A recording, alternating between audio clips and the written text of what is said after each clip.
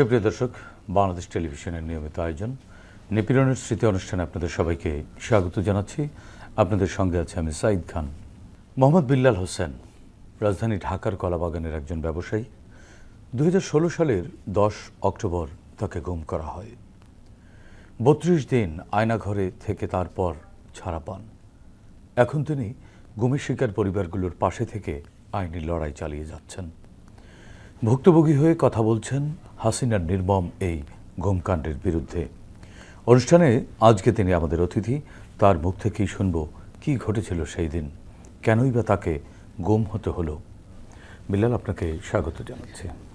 দর্শক, এছাড়াও অনুষ্ঠানে উপস্থিত রয়েছেন নারায়ণগঞ্জ জেলা ছাত্রদলের সাবেক সিনিয়র সহসভাপতি সুলতান মাহমুদ নিপু। হাসিনার নির্মম নিপীড়নের শিকার হওয়ার পর যিনি পিছপা হননি গণতান্ত্রিক আন্দোলন থেকে।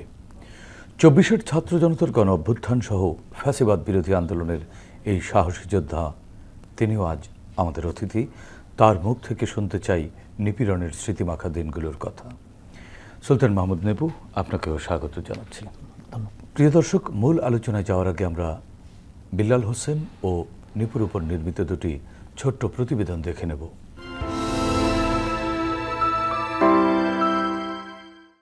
সুলতান মাহমুদ নিপু। তার বাবার নাম আব্দুল কাদির ও মায়ের নাম নাজমা বেগম। নারায়ণগঞ্জের রূপগঞ্জ উপজেলার দাউদপুর ইউনিয়নের বেলদি গ্রামে তাদের বাড়ি। নিপু স্থানীয় বেলদি দারুল হাদিস আলিয়া মাদ্রাসা থেকে যথাক্রমে দাখিল, আলিম ও ফাজিল পাশ করেন। বর্তমানে তিনি সাউথ ইস্ট ইউনিভার্সিটিতে MBA অধ্যয়নরত। পরিবার থেকেই জাতীয়তাবাদী রাজনীতির দীক্ষা নেন নিপু। তারপর জড়িয়ে পড়েন ছাত্রদলের রাজনীতিতে। সর্বশেষ তিনি ছিলেন জাতীয়তাবাদী ছাত্রদল রূপগঞ্জ উপজেলা শাখার আহ্বায়ক। এর আগে তিনি নারায়ণগঞ্জ জেলা ছাত্রদলের সিনিয়র সহসভাপতি হিসেবেও দায়িত্ব পালন করেন। আওয়ামী সন্ত্রাস কবলিত জনপদ নারায়ণগঞ্জে যেসব ছাত্রনেতা গণতন্ত্র পুনরুদ্ধার আন্দোলনে অগ্রগামী ছিলেন, তাদের মধ্যে সুলতান মাহমুদ নিপু অন্যতম। সর্বশেষ 24-এর ছাত্র জনতার গণ অভ্যুত্থানে নিপুর সাহসী ও বলিষ্ঠ নেতৃত্ব নারায়ণগঞ্জবাসীর মুক্তির আন্দোলনকে ত্বরান্বিত করে। রাজপথে নিপুর আন্দোলন সংগ্রামের ইতিহাস যেমন উজ্জ্বল, তেমনি দীর্ঘ তার উপর চালানো আওয়ামী বর্বরতার নির্মম ইতিহাস। ফ্যাসিস্ট হাসিনা আমলে 77টি মামলায় 11 দফায় 600 দিন কারাভোগ করেন তিনি। 65 দিনের রিমান্ড আর অস্ত্র উদ্ধারের নামে তার উপর চালানো হয় নির্যাতনের স্টিম রোলার। ফ্যাসিবাদী মুক্তি লড়াইয়ে হাসিনার পুলিশ সুলতান মাহমুদ নিপুর জীবন বারবার করে দিয়েছে তছনছ। তবে প্রতিবারই মৃত্যুর দুয়ার থেকে ফিরে এসে আবারও সক্রিয় হন রাজপথে গণতন্ত্র ও ভোটাধিকার রক্ষার আন্দোলনে।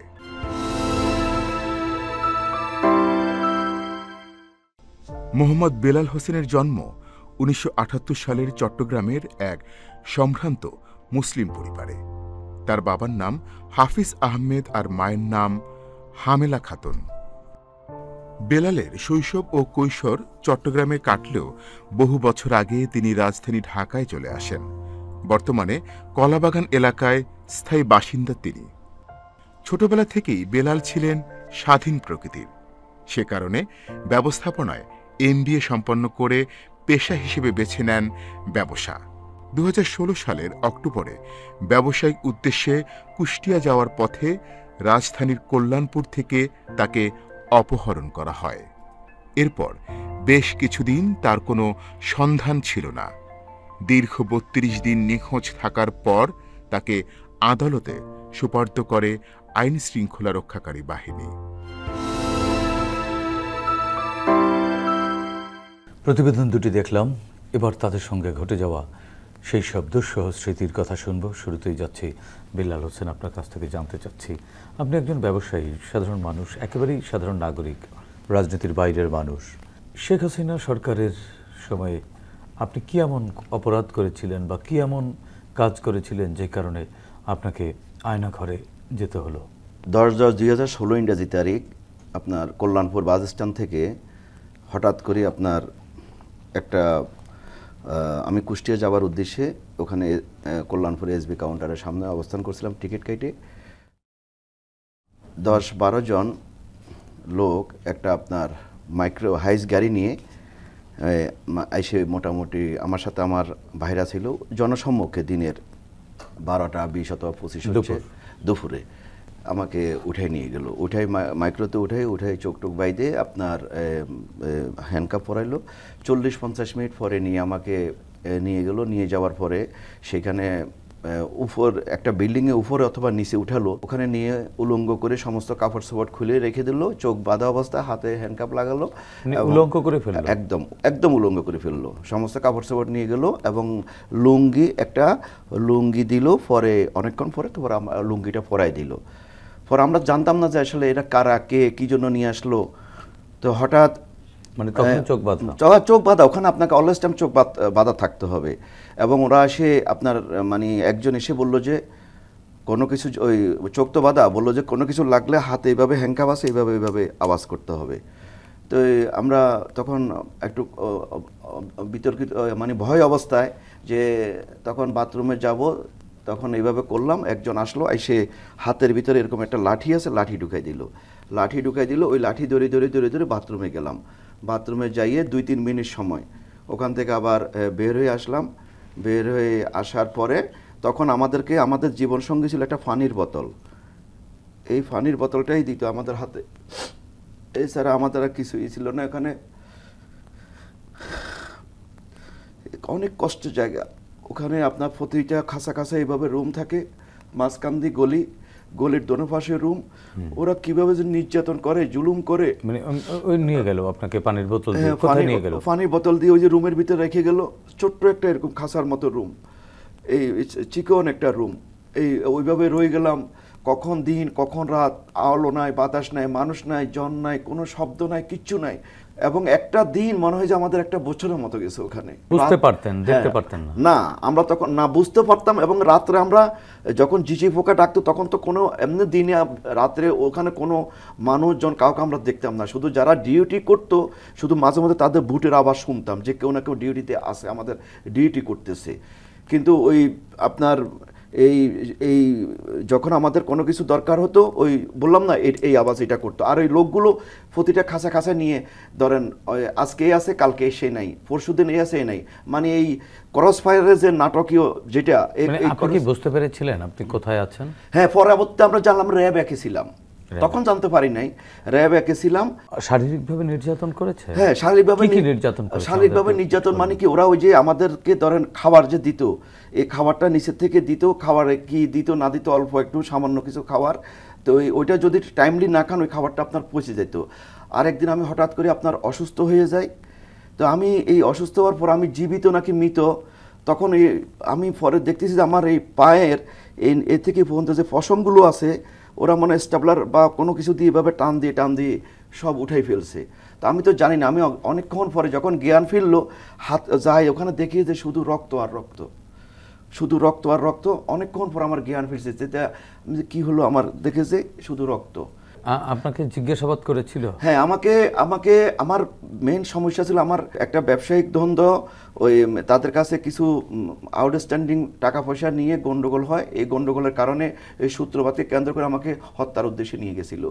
আর ওইখানে মেজর সাজ্জাদ এবং শেখ হাসিনার ব্যক্তিগত চিকিৎসক ডাক্তার শহীদুল বারী এবং আমার ব্যবসায়িক পার্টনার মোহাম্মদ জসিম, এই তাদের নেতৃত্বে যোগ সাজসে এই স্বৈরাচারী সরকারের আমলে। আপনাকে জিজ্ঞাসাবাদের জন্য কখন নিত? আমাকে জিজ্ঞাসাবাদের জন্য 2বার রুম থেকে বের করছিল, 2বার থেকে 3বার। 2বার থেকে 3বার বের করছিল। একবার বের করে ওযু করাইলো, ওই যে তওবা করাইলো, শেষ ইচ্ছা কি। এটা কতদিন পর? এটা আপনি 10 থেকে 12 দিন পরে, 10 থেকে 12 দিন পরে একবার করে। আর আপনার 18 থেকে 20 দিন পরে একদিন করে। তো তওবা পড়াতে বা ওযু করতে গিয়ে তখন কি বললো, কেন ওযু করাচ্ছে? হ্যাঁ, না বলতে হচ্ছে যে শেষ ইচ্ছা কি, লাশ কোথায় দেব। জিজ্ঞাসাবাদে কি জিজ্ঞাসা করলো? আমাকে জিজ্ঞাসাবাদ করতো যে আপনার ইয়াতে রাজনীতির দিক থেকে ধরেন আমরা আমাদের পরিবার গুলো বিএনপি এবং জামাতের সাথে সম্পৃক্ততা, এই একটা প্ল্যাটফর্ম। আর একটা প্ল্যাটফর্ম হলো যে জিজ্ঞাসাবাদে যে জিনিসগুলো জিজ্ঞাসাবাদ করতো, ওই যাদের সাথে আমরা আউটস্ট্যান্ডিং টাকা পয়সা পাবো, লেনদেন হবে, টাকা পয়সা পাবো, এই টাকা পয়সা চাওয়া যাবে না। 1,70,00,000 টাকা পাইতাম ওদের কাছে, তো এই টাকা পয়সা চাওয়া যাবে না। এবং ওইখানে বের হওয়ার আপনি কি বলেছেন চাওয়া যাবে না যখন? ওই টাকা পয়সাও চাওয়া যাবে না, এবং কোনো ইলেকট্রিক মিডিয়া, প্রিন্ট মিডিয়া, কোনো বক্তব্য, কোনো কিছু দিলে আমার ছোট ছোট দুটো মাসুম বাচ্চা আছে, বাচ্চাগুলো মেরে ফেলবে। তারপর আপনার অনেক কিছু, ওই মানে আসলে কি ওরা মানসিকভাবে এত যে টর্চার করে, আমরা পরে বলছিলাম যে আমাদেরকে কি মেরে টর্চার ফেলবে। করেছে আপনার সাথে, যেই কাজগুলো হয়েছে সেগুলো একটু আমাদেরকে বলুন। আমাদের সাথে আমাদেরকে দুই দিনই জিজ্ঞেস করছে। সেটা সর্বোচ্চ টাইম হলো যে আপনার আধা ঘন্টা থেকে 40 মিনিট। তখন কি কারা প্রশ্ন করেছে, না, কিভাবে চিনি নাই প্রশ্ন কারা করেছে? নিয়ে গেছে রুম থেকে নিয়ে, আমরা তো খালি গায়ে লুঙ্গি পরা, তখন আমাদের ওই যে হাতে লাঠিটা দিয়ে দিছে, এই লাঠি ধরে ধরে আমরা গেছি, যাই ওখানে এক জায়গায় আমাদেরকে বসালো, এইভাবে চেয়ারে বসলাম, বিভিন্ন জনের প্রশ্ন করতেছে। কি প্রশ্ন করেছিল সেগুলো মনে আছে? হ্যাঁ, মানে প্রথম বিষয় হলো যে কুয়াকাটার ব্যবসায়িক বিষয়গুলো নিয়ে জিজ্ঞেস করছিল। কি সেটা? যে আপনি, আমরা তো জানি না আপনার কুয়াকাটায় কি ব্যবসা। হ্যাঁ, আমরা আপনার কুয়াকাটা প্রজেক্টের যে ব্যবসা বাণিজ্য করেন, তারপরে সেই ব্যবসা বাণিজ্য আপনার এই যারা আছে এদের সাথে আপনার এই জিনিসগুলো, মানে কোন জিনিসগুলো? মানে ওদের সাথে যে আমাদের একটা লেনদেন ছিল, কি নিয়ে লেনদেন ছিল? ওরা আমাদের থেকে প্লট কিনছিল। আমাদের সাথে তো প্রশাসনের, র্যাব বলেন, ডিবি বলেন, এসবি, সিটিএসবি, ডিএবি, ডিজিএফআই, প্রশাসনের কারোর সাথে আমাদের সাথে কিন্তু কোনো গন্ডগোল নাই, কোনো বা বিভাজন নাই। আমাদের বিষয়গুলো হয়ে দাঁড়াইছে, ধরেন এই যাদের আমাদের যে কয়জনের নাম বললাম, এরা আমাদের থেকে, একজন হলো আমার ব্যবসায়িক পার্টনার, আর অন্যরা হলো যে আমাদের থেকে কুয়াকাটা থেকে প্লট পারচেস করছিল। তাদের একটা উদ্দেশ্য ছিল যে তারা কোম্পানিতে পার্টনার হিসাবে, বাকিরা পার্টনার হিসাবে আসবে এবং আমার পার্টনার ওদেরকে নিয়ে ব্যবসা বাণিজ্য করবে। এটাতে আমার দ্বিমত ছিল যে আমরা কাউকে কোনো কোম্পানিতে কোনো ব্যবসায়িক পার্টনার হিসাবে নেব না এবং কারোর সাথে এগুলোতে আমরা যাব না। আমার এই ব্যবসায়িক পার্টনার এদের সাথে একসাথে নিয়ে পরবর্তীতে আপনার এই স্টেপগুলো নেয় যে মানে প্রজেক্টটা নিয়ে যাবে। প্রজেক্ট নিতে গেলে ধরেন আমাকে তো জীবিত রাখা যাবে না, আমাকে হয়তো হত্যা করতে হবে, অথবা মেরে ফেলতে হবে, অথবা গুম করে ফেলতে হবে। মেইন এই প্ল্যাটফর্মটা তৈরি হয়েছে এখান থেকে। আমরা আসলে 2 দিন বা 3 দিনের ঘটনা, যে ওখানে সকালটা কেমন ছিল, দুপুরটা কেমন হতো, বিকেলটা কেমন হতো, আমরা সেটা একটু জানতে চাচ্ছি। আমরা সকাল আপনি কখন হতো, দুপুর কখন হতো, আমরা তো কোনো সাউন্ড বা শব্দ, আমরা যেমন এই যে আমি মিডিয়াতে অনেকগুলো আয়নাগর দেখানো হয়েছে যে ফ্যান আছে, ভেন্টিলেটর আছে, আলো আছে, আমরা যেখানে ছিলাম ওগুলো কিছুই ছিল না। ফ্যান ছিল না, লাইট ছিল না, আলো ছিল না, বাতাস ছিল, কিছু ছিল না। শুধু একটা এগুলো এরকম খাঁচার মতো, কবরের মতো জায়গা, অন্ধকার, বিটকিটে অন্ধকার, ভিতরে কে আছে না আছে কিছু দেখা যায় না। আর এই হাত দুটো আপনার এইভাবে ওই যে উপরে মাঝে মধ্যে ঝুলে রাখে, ঝুলানোর পরে এখানে এই যে আমাদের এখানে এগুলো কাইটে যায়, কাইটে আপনার এই যে ট্যাপ ট্যাপ ট্যাপ ট্যাপ করে রক্ত পড়ে। আর এই যে মাথার যেটা বাঁধে, আপনার ওই গ্রামে ধানের বস্তা বাঁধছে কিনা দেখছেন কিনা, এইভাবে পাড়া দিয়ে এইভাবে টান দেওয়ার পরে যখন বাঁধে তখন আমরা আস্তে করে ঢেলে পড়ে যাই। এবং এই বাঁধা অবস্থায় আপনি কোন অবস্থায় এই চোখে হাত দিতেই পারবেন না। তো অনেক সময় এই আমাদের কি হয়েছে, এই মাংসর এখানে যে চুলগুলো আছে, এই চুলগুলো উঠে গেছিলো, পরে যায় এখানে এইভাবে আপনার ছোট ছোট ফোকা, মানে ঘা হয়ে এই ধরনের ফোকা, মানে ফোকা পড়তে, এই ফোকাগুলো অনেক সময় দেখতাম। এখন তো হাত তো বাঁধা, এখন এইভাবে করা লাগতো, এইভাবে করা লাগতো। এই ফোকাগুলো অনেক সময় আমাদের গালের ভিতরে এইভাবে আসতো, এইভাবে আসি পড়তো, এইভাবে। মানে ওরা এখানে আমাদের কোনো কিছু রাখে নাই, এই জায়গাটা মাংস, এই চুল টুল কিছুই ছিল না। আমরা তো ধরেন বের হয়ে আসার পরে চোখে দেখতাম না। তারপরে হার্ট নষ্ট হয়ে গেছে, এই যে রিং ফোরানো, 2টা রিং ফোরাইছি। তারপরে আপনার আমাদের ওই যে আপনি যে সকাল দুপুর বিকালে যে প্ল্যাটফর্মটা বলছেন, ওরা এই খাবার যে কি দিত, এই খাবার খাইলে কখন যে সকাল, কখন যে দুপুর, কখন যে রাত, আমরা কিছু জানি না।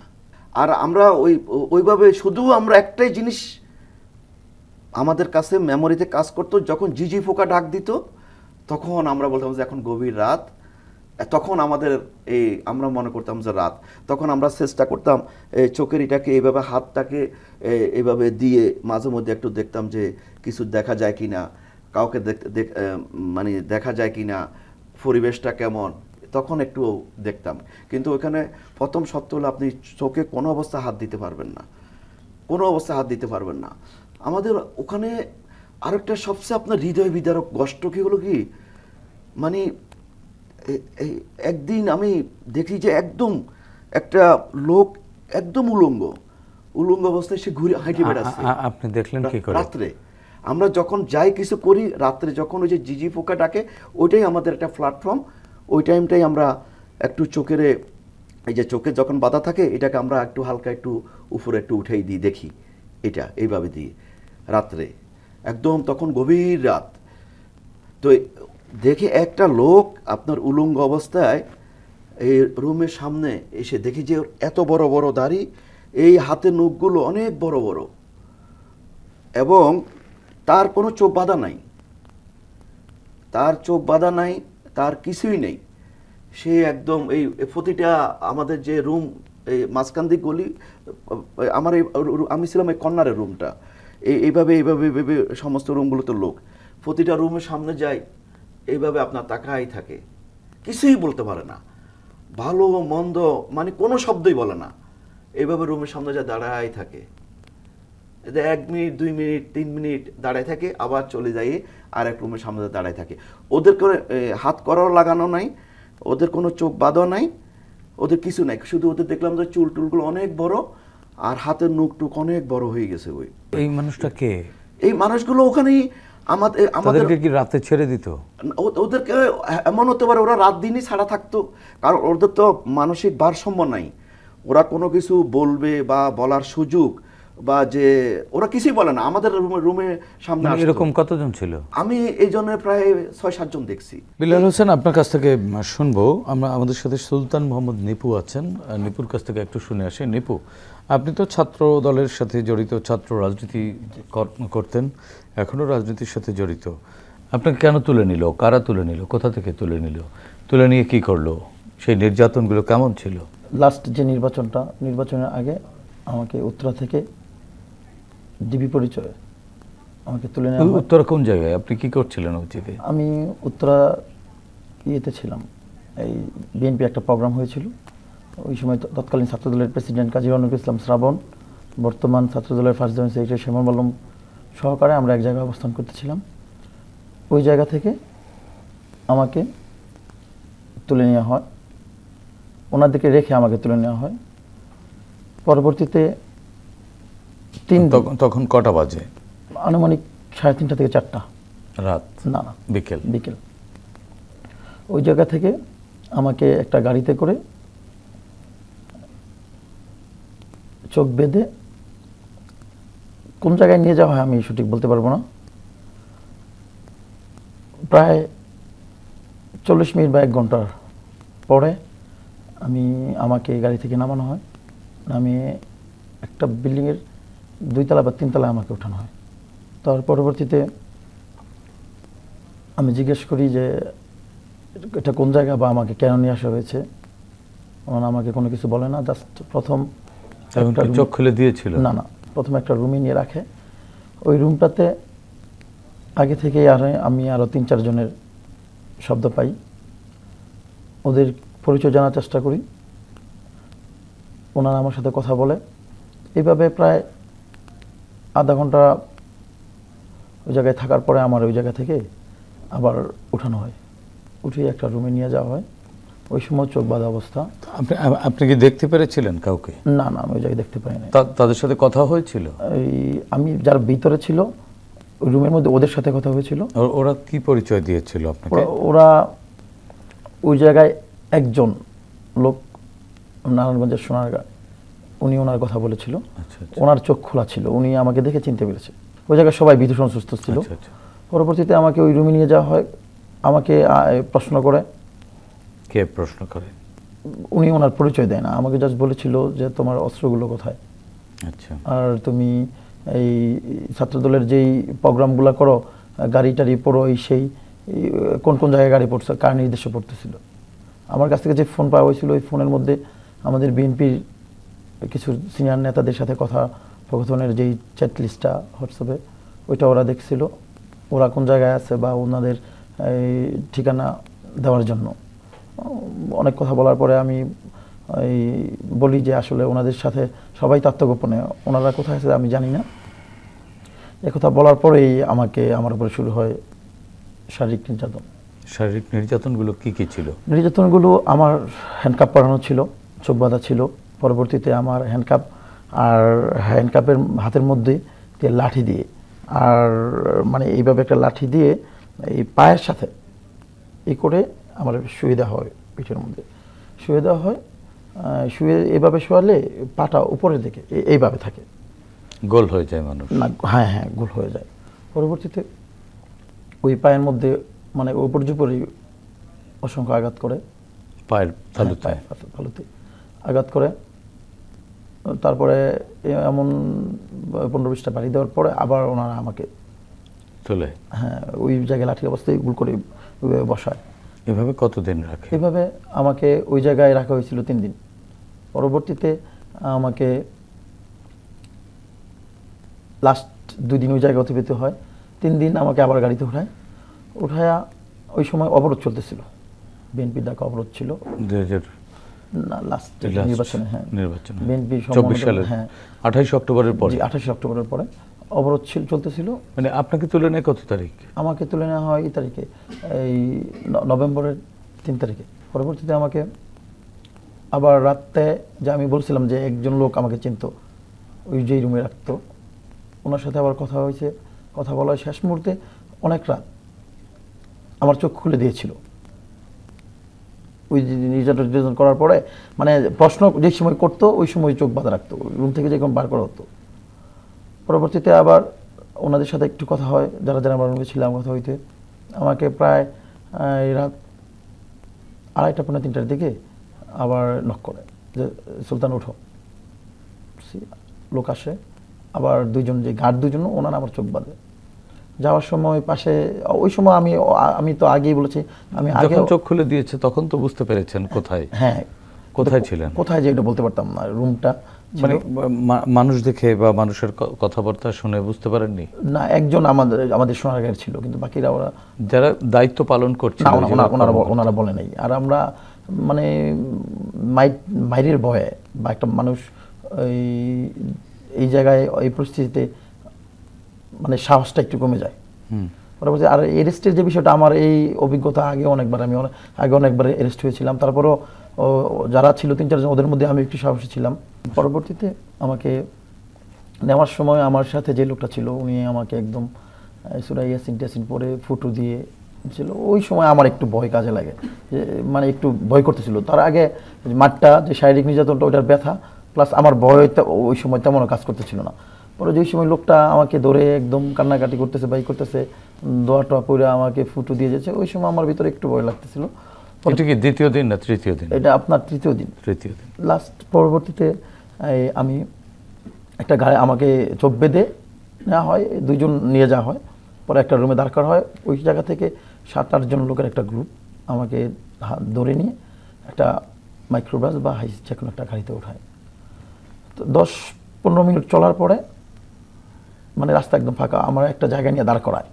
শুধু গাড়ির সাউন্ড পাইতেছিলাম, তাও গাড়ি না, অবরোধ তো তেমন না, হয়তো 10-15 মিনিটে 2-3টা গাড়ি আমি শব্দ সাউন্ড পেয়েছি। আমাকে একটা জায়গায় নিয়ে দাঁড় করানো হয়।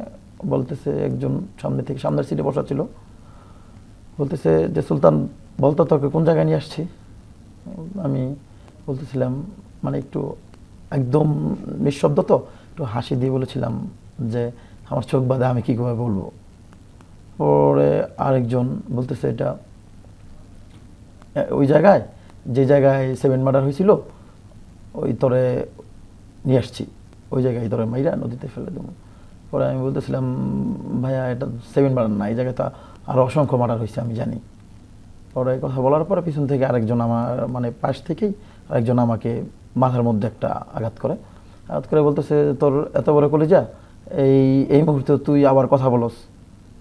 বলে আমি বলতেছিলাম যে ভাইয়া আপনি বলছেন এই জন্য আমি উত্তর দিছি, ঠিক আছে আমি আর কোনো কথা বলবো না। পরবর্তীতে আমাকে গাড়ি থেকে নামালো, গাড়ি থেকে নামিয়ে 4-5 জনের ধরলো, দৌড়ে বসাইলো। বলতেছে যে তুই যদি এখন না বলিস তোর অস্ত্র কই, তবে এখন গুলি করে এই জায়গায় বস্ত্রের মধ্যে বলে ইট বেঁধে ফেলে দেবো। বলছে যে ভাই আসলে আমার কাছে তো কোনো অস্ত্র নেই, আমি ছাত্র রাজনীতি করি, আমার কাছে কোনো অস্ত্র নেই, আপনারা বিশ্বাস করেন আমার কাছে কোনো অস্ত্র নেই। পরবর্তীতে ওনারা আমাকে আবার উঠিয়ে আরেকটা জায়গায় নিয়ে গেল। ওই জায়গায় হঠাৎ করে এই মানে কি একটা পরিস্থিতি, রাত কয়টা বাজে জানি না, তো ভোর ফজরের আজান শুনতেছিলাম। ফজরের আজানের 5-7 মিনিট পরে এই গাড়ি থেকে নামায়া 3-4 মিনিট হাঁটাইলো, হাঁটায় এক জায়গায় নিয়ে গেল, নিয়ে এই হঠাৎ করে এই টিনের মধ্যে বা বাড়ি ওই জায়গায় আঘাত, ওরা নিজেরা ছুটাছুটি করতেছে। তো আমি মানে অপ্রস্তুত হয়ে গেলাম যে এটা ঘটনা কী হইতেছে। হঠাৎ করে আরও অনেক লোকের সমাগম, মানুষ ওই সাউন্ড পাইয়া দৌড়ে আসলো, এসে বলতেছে দেখেন এই যে এই আপনাদের এলাকা থেকে এই অস্ত্র, এই একটা অস্ত্র পরবর্তীতে জানতে পারে ওই সময় চোখ বাঁধা আমার, সরি ওই সময় চোখ খুলে দিছিল আমার, গাড়ি থেকে নামা চোখ খুলে হাঁটাই নিয়ে গেছে অন্ধকারের মধ্যে। তো একটা বাড়িতে নিয়ে গেল, পরে বলতেছে এই যে অস্ত্র, এই অনেকগুলো পেট্রোল বোমা আর ককটেল, যে এইগুলা ও ওই জায়গায় নিয়ে আসছে, হয়তো কোনো অপকর্ম ওই জায়গায় করবে। তো মানে হঠাৎ করে আমি একদমই হয়ে গেছি, যে মানে কি বলবো বুঝতে পারতেছিলাম না, মানে সারা ঘুম নাই এই পরিস্থিতিতে, মানে বুঝে ওঠার আগে যে আমি যে কোনো সাউন্ড করবো, কোনো কথা বলবো না, বলবো যে সময় লোকজন জড়ো হয়েছে যে এইগুলো আমার না, আমি বলার আর সাহসী পেলাম না। ওরা আমাকে নিল, গাড়িতে উঠাইলো, রূপগঞ্জ থানায় প্রেরণ করলো। থানার মাধ্যমে আমাকে 17টা ওই অস্ত্র মামলায় গ্রেপ্তার দেখে সহ আর 17টা মামলা দিয়ে আমাকে কোর্টে চালান করলো। কতদিন জেলে ছিলেন? আমি ওই অস্ত্র মামলা এবং এতে আমার জামিন হইতে প্রায় 9 মাসের মতো সময় লেগেছিল। এবং এই মামলার আমি একাধারে 18 দিন আমি রিমান্ডে ছিলাম। রূপগঞ্জ থানায়? হ্যাঁ, রূপগঞ্জ থানায়। শারীরিক নির্যাতন? শারীরিক নির্যাতন তো রিমান্ডে অবশ্যই হয়েছিল। অস্ত্রগুলোর ব্যাপারে কথা, সবচেয়ে কষ্ট লাগছে এই আমার বাসা রূপগঞ্জ, আমি রূপগঞ্জে আমার ফ্যামিলির কেউ তো দেখা করতে ওরা সাহসী পাই নাই। প্লাস যাই 2-1 আসতো, ওদেরকে বলতাম যে গোসলের যে বিষয়টা, আমি টানা প্রায় 10-12 দিন গোসল করতে পারিনি। বিল্লাল হোসেন, আপনি 32 দিন পরে আপনাকে কোথায় পাঠালো? আমাকে আপনার যেদিন মানে ছেড়ে দিবে সেদিন ধরেন 2-3 জন রুমের ভিতরে আসলো, নাড়ানো যাবে না, 2-3 জন রুমের ভিতরে আসলো, এসে আপনার আমরা তখন তো ওই যে আমাদের শার্ট প্যান্ট আর ওই যে জুতা, ওইটা দিয়ে আমরা ওই যে বাইরে আপনার ওই বালিশ করছিলাম মাথার। তো ওরা রুমের ভিতরে ঢুকে অন্ধকার, তো প্রথমে আমরা বলো যে ওকে ওকে রেডি কর। তো রেডি করবো যে আমার তো ওই যে জুতা শার্ট আর প্যান্ট খুঁজে পাচ্ছে না। ওই যে আমি যে ওই মাথার তলে দিছিলাম যে ওই কর্নারে, ওই যে তো পরে ওরা কী করলো, টর্চ লাইট আনলো। ওদের এই টর্চ লাইটগুলো হলো যে আপনার চিকন করে একদম, এখানে মারলে অনেক দূর ইয়া যায়, মানে ওই আলো না, মানে কিছু আলো যে চিকন আলো। তো ওই খুঁজতে ওই যে, তো পরে ওইটা খুললো, খুলে ফ্যান জুতা আছে না আমার, পরে ইয়া করলো, ওরা এই ফ্যান ট্যান পরাই টরাই দিয়ে নিয়ে গেল, নামালো একটা গাড়ি, মানে চোখ বাঁধা, চোখ খোলা যাবে না, ওই অবস্থায় নামাইয়ে একটা গাড়িতে উঠালো। গাড়িতে উঠাইয়ে 10 মিনিট চললো, 10 থেকে 15 মিনিট পরে গাড়ি এক জায়গায় থামালো। ওই থামানো অবস্থায় প্রায় 10 থেকে 15 মিনিট অথবা 20 মিনিট ওখানে অপেক্ষা করলো। অপেক্ষা করে আবার গাড়ি চললো। গাড়ি চলতে চলতে মাঝে মধ্যে গাড়ি থামে, তখন আমার এরা কী করে, মাথার উপরে এবার চাপ দেয়, এইভাবে মাথার উপর চাপ দিয়ে একদম মাথার, আমার এই পাশেও লোক মানে মাঝখানে বসানো, পিছনেও তো লোক আছে, সামনেও লোক আছে। তো কিছু 10-15 মানে কিছুক্ষণ গাড়ি চললে কোনো আমার মনে হয় যে গাড়ি চলতেছে না, ওই অবস্থা মাথার উপর চাপ দিয়ে এইভাবে ইয়া করে রাখে। তো এইভাবে নিয়ে আপনার অনেকক্ষণ, প্রায় 1-1.5 ঘন্টা 2 ঘন্টা পরে আমাকে নামাই গাড়ি থেকে নামাই রাস্তা থেকে নামাই নিয়ে চলে গেলো রাস্তার বাইরে নিচে নিয়ে বসাইয়ে এভাবে বলে যে সোজা বসেন আর তওবা কর আর কলমা পড়। আমি যে আমি আর কিছু বলতেছি না, আমাকে তো বলার কিছুই নাই। তো দেখে যে কি গুলিও করে না, কোনো মানুষও কথা কয় না। 5-7 মিনিট যাওয়ার পরে আমি এবার চোখে হাত দিয়ে দেখে যে আমার তো চোখের এই যে এটা খুলে নিয়ে গেছে, এটা নাই, মানে চোখে যে এটা না এটাও যায় না। তারপর আস্তে আস্তে তাকাছি তো ভালোভাবে দেখা যাচ্ছে না, পরে অন্ধকার তো, পরে এটা দিয়ে পরে মানে আরও 4-5 মিনিট বসে এভাবে রাস্তা হামাগুড়ি দিয়ে রাস্তার উপরে আসলাম। আইসে ওই প্যান্ট তো খুলে যাচ্ছে ধরেন, পরে একটা মানে সুতলি টাইপের নাকি ইয়াতে এটা দিয়ে বানলাম, আর শার্টের ওদেরকে ধাক্কা মারছি যে এখান থেকে এখানে শার্টের বোতামগুলো ছেড়ে গেছে, ওই বা শার্টের বোতামগুলো ছিল না। তো পরে মানুষকে বললাম, একটা লোক যাচ্ছিল, বললাম যে ভাই আমি একটু ঢাকায় যাব, আমার মানে আমার বাসা যে কোথায় গ্রিন রোড নাকি কোথায় কাঁঠাল বাগান এগুলো আমার মেমোরিতে আসতেছে না। তো ওই লোক আমার সামনে আসলো, সামনে এসে দৌড়ায় চলে গেল, মানে আমার হয়তো একটু দেখতে দেখতে একটু অ্যাবনর্মাল দাড়ি ডুড়ি হলো, শার্টের বোতাম নাই, প্যান্ট একটা ধরেন খুলে যাচ্ছে, আবার টাইনি উপর উঠাচ্ছি। তো পরে অনেকক্ষণ পরে 5-10 মিনিট অপেক্ষা করে একটা রিক্সা পেলাম, রিক্সায় বললাম যে ভাই আমি একটু ওই যে মানুষ যেখানে আছে ওখানে নিয়ে চলেন না একটু। তো ওখানে গেলাম, রিক্সাওয়ালা বললাম আমার কাছে তো টাকা পয়সা নাই, আমি একটু বিপদগ্রস্ত। তো ওখানে একটা দোকানে বসলাম, ওরা দেখি বললো যে ভাই আপনি কোনো সমস্যা? আমি বলছি না, আমার এক গ্লাস পানি দেন। পানি খেলাম, তখন একটা আমাকে ওরা, আমি বললাম যে ভাই আমি ঢাকা গ্রিন রোডে যাব। তখন ওরা একটা গাড়ি ধরা দিল, ওই গাড়িতে আমি ঢাকা গ্রিন রোডে চলে আসলাম। নিপু, আপনি বললেন দীর্ঘদিন জেল খাটার পরে আপনি বেরিয়েছেন এবং 11 বার আপনি কারাগারে আপনাকে যেতে হয়েছে এই দীর্ঘ 15 বছর 7 মাসে হাসিনা রেজিমে। তো আপনি কি মামলা করেছেন নির্যাতন নিপীড়নের, আপনাকে যারা নির্যাতন করেছে? না। কেন করেন? আসলে আমার মামলাগুলো, আমি যদি আপনার মামলার নথি দিই, আমার বেশিরভাগ মামলাই পুলিশবাদী হয়ে মামলাগুলো করেছে। বেশিরভাগ না, প্রায় সব মামলাই। আমার এতগুলো মামলার মধ্যে কতগুলো মামলা? আমার সর্বমোট 67টা মামলা। 67টি মামলা। তো আপনি কি বিচার চান এই যারা আপনাকে ভুগিয়েছে, নির্যাতন করেছে?